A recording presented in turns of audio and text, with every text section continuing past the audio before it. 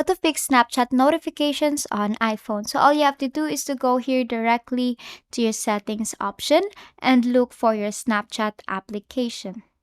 Now here, if you click on that, you will see here you have allowed Snapchat to have an access on, and you will see notifications options here, and you have to make sure that you have allowed notifications on Snapchat here, as you can see.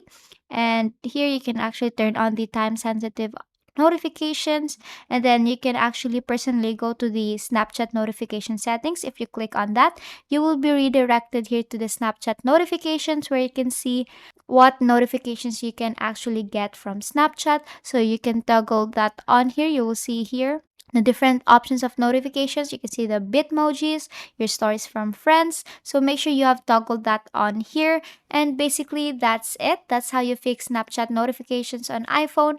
And that is all for today. If this video helped you, please give us some thumbs up and subscribe to the YouTube channel for more tutorials. Thank you for watching.